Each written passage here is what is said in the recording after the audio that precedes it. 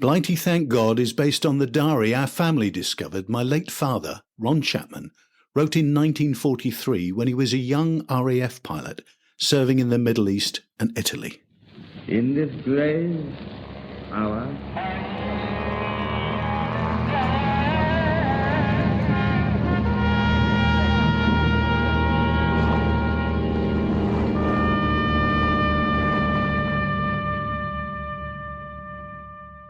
I'm Neil Chapman and a former journalist.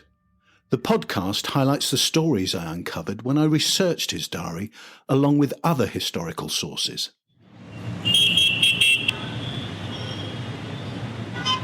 In the midst of the bustle and chaos of the Sudanese capital Khartoum, there is a quiet, peaceful cemetery with manicured grass and sand-coloured gravestones. Amid the graves of Allied troops from World War II lie 33 pilots and aircrew. Many are from the same unit as my father, ferry pilots who delivered aircraft between West and North Africa. I know some he'd flown with. All were killed in 2 plane crashes at Khartoum airport within 2 weeks of each other in June 1943. Both flights were in American Lockheed Hudson aircraft, a plane my father flew. They were on a news service the civil airline British Overseas Airways Corporation, or BOAC, had just started. Now, BOAC is a forerunner of today's British Airways. BOAC began operating the service on behalf of the RAF, but under sufferance. My father learned of the first crash 9 days after it happened on June the 16th. His diary entry naming 2 of the ADU, or Aircraft Delivery Unit pilots he knew, is read by granddaughter Caitlin. June, Wednesday, 23rd, 1943. Robbie, Beeling, Joe and I went to the Middle Easter show. Quite good. There was a bit of a shooting on the way back. Hudson in at Khartoum killed 15 ADU blokes, Thompson, Crichton amongst them. Making a shooting on the way home from a show sound normal. My father then starkly mentions the first of the 2 Hudson plane crashes at Khartoum, and 2 of the colleagues killed, Thompson and Crichton, men he probably trained with. After the crashes, families in England, Scotland, Canada, Australia, New Zealand and Poland would learn the devastating news of their loved one's death. For John Crichton's parents, Robert and Ellen of Scotforth, Lancashire, it was the second time in months they were told of a son's death. Both their children were now gone. 42-year-old Cyprian Tomczak was one of thousands of Poles who fled their country when it was invaded either by the Soviets or, in his case, by the Nazis. These Poles were fighting however they could. There are notable stories behind each of the cold gravestones of the victims. A recently decorated pilot, a musician who signed up to go to war, the grandson of a Victoria Cross winner, and a pilot recovering after being shot down. The first Hudson was on its final approach to Khartoum airport. At about 800 feet up, the aircraft stalled and crashed in a huge explosion. It's thought the port engine cut out when the plane banked left with near empty tanks, causing fuel starvation to the engine. On June the 30th, the second Hudson was climbing after takeoff from Khartoum airport when it stalled and spiraled into the ground. It caught fire. It may have been overloaded. The question my father's diary entry threw up for me was, were these men victims of 2 almost identical accidents, horrible coincidences, or was there something deeper going on, the tragic result of tensions between the civilian and military air worlds?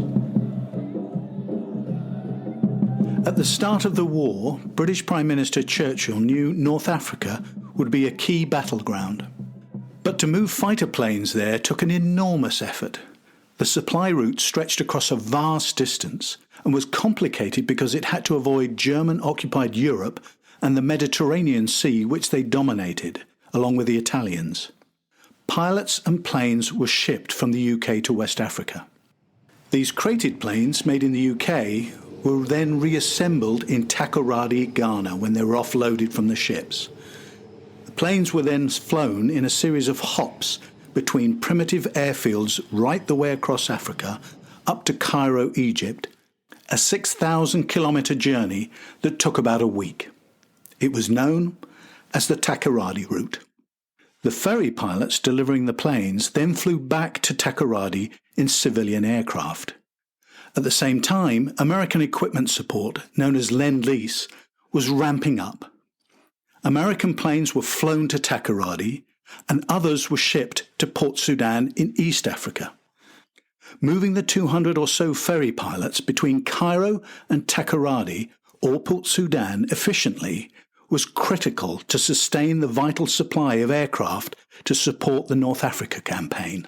Here's how my father's ADU identity card made it very clear he was not to be delayed by anyone unless for very, very clear reasons. In order the necessary supply of operational aircraft to the battle areas is maintained, the holder must not be detained for any reason other than a serious breach of discipline.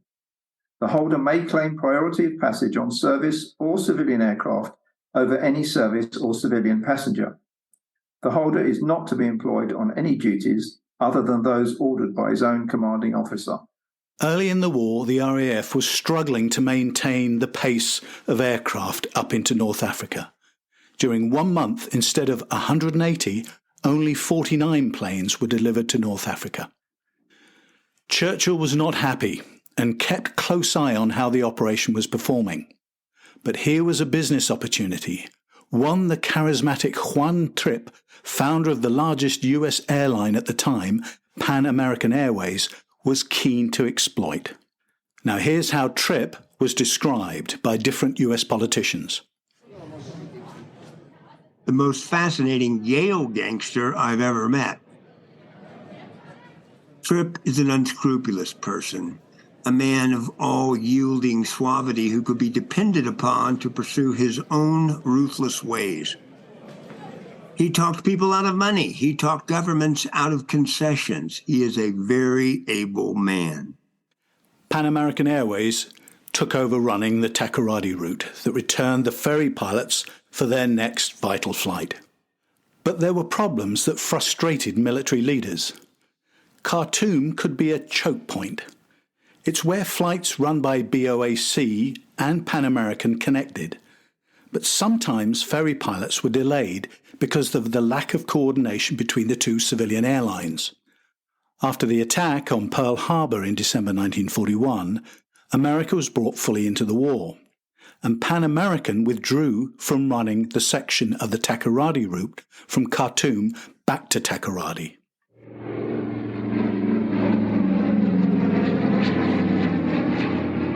Britain's Air Chief Marshal Tedder, in charge of the air battle in that part of the world, put forward the idea of a joint RAF-BOAC organisation to run air transportation operations in support of the war effort.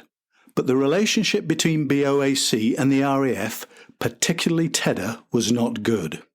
For example, the RAF encouraged self-sufficiency and a we-can-solve-the-problem attitude. On the other hand, BOAC was more cautious, with operating decisions referred up the management chain back to the UK head office. In January 1943, BOAC's managing director wrote to Tedder expressing his concern the company was being forced to operate too many aircraft types, fly into unsuitable airfields, and was obliged to take on inexperienced RAF crews. Despite the protests, in mid-1943, BOAC started running the flights between Cairo and Takoradi via Khartoum. On June the 16th, the first crash killed everybody on board. A BOAC fitter on board survived the second crash but died next day from his injuries. The youngest victim was 19, the eldest 42. Out of the 33 men killed, 20 were pilots.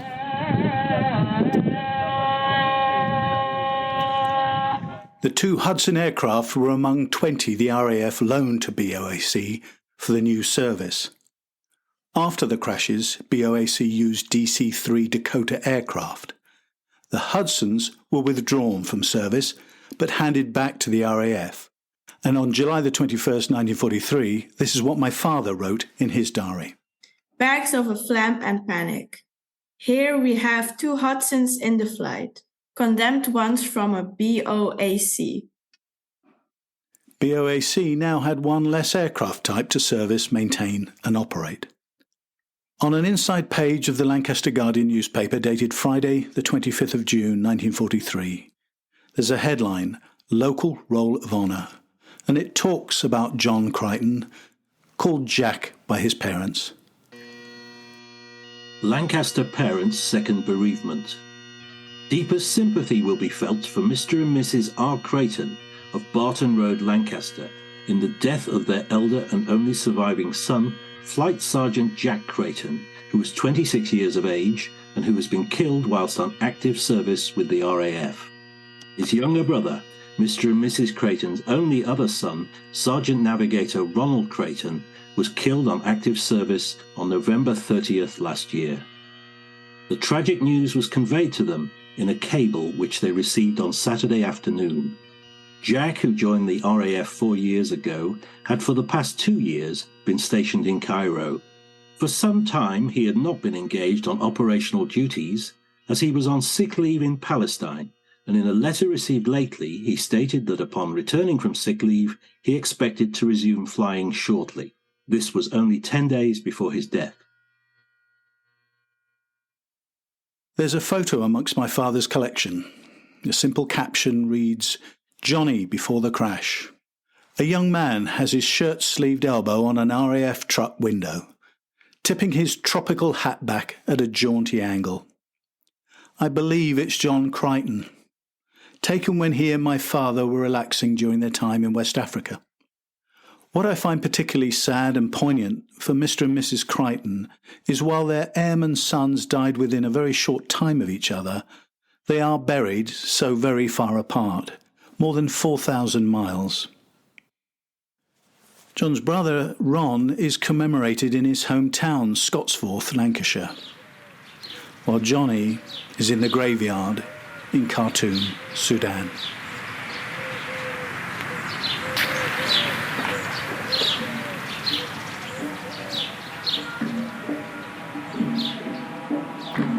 To find maps, photographs and other material associated with each episode, as well as the complete diary with my research notes, visit the website blightythankgod.co.uk. The diary extracts are read by Ron Chapman's 8 grandchildren. He'd be proud of all of them.